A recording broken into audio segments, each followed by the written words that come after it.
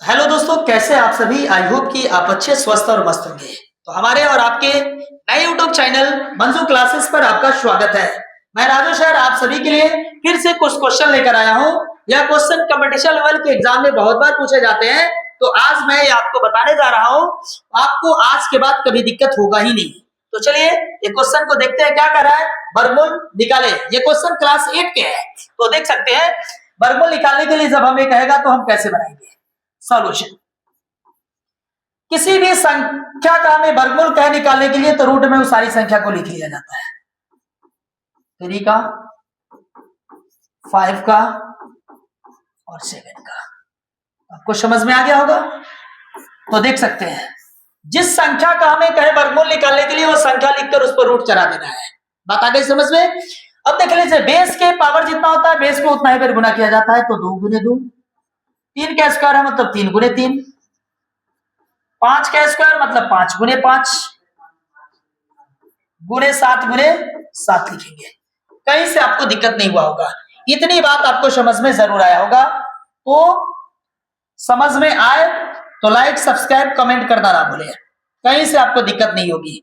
चलिए अब देखिए, अभी जस्ट मैंने इससे पहले क्वेश्चन में बताया था कि रूट के अंदर अगर समान अगर जात हो तो उसमें से एगो निकल जाता है। तो देख लीजिए एगो निकालेंगे तो 2, इसमें से एक निकलेगा तो 3, ये समान है तो एक निकलेगा 5 और ये समान है तो एक निकलेगा 7। 2 दूनी 4 तिहाई 12 और 12 2 तिहाई 6 6 बचे 30। 2 तिहाई 6 बचे 30 और 7 तिहाई 21 मतलब 210।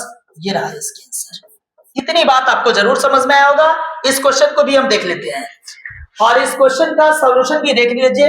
दूसरा नंबर क्वेश्चन है, हम डायरेक्ट इधर लिख लेते हैं। 81 गुने 64 गुने कितना है 49 है।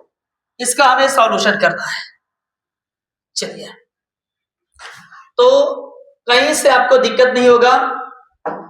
अब इसका भी हमें क्या निकालना है, वर्गमूल निकालना है। इसका भी हमें वर्गमूल निकालना है, तो देख लीजिए सॉल्यूशन करेंगे।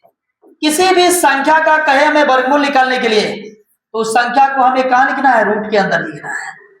इतनी बात आप समझ गए होंगे। और आपने पढ़ा होगा कि 81 जो होगा वो 9 गुने 9 हम लिख सकते हैं, 9 81 हो जाएगा।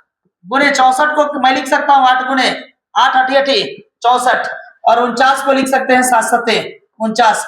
किसी संख्या को हमें ऐसा तोड़ना है ताकि वो जोड़ा में आ जाए। इसलिए 81 को मैंने तोड़ा 9 9 81 तो जोड़ा में आ गया। 64 को 88 64 और 49 को 7 7 49 जोड़ा में आ गया।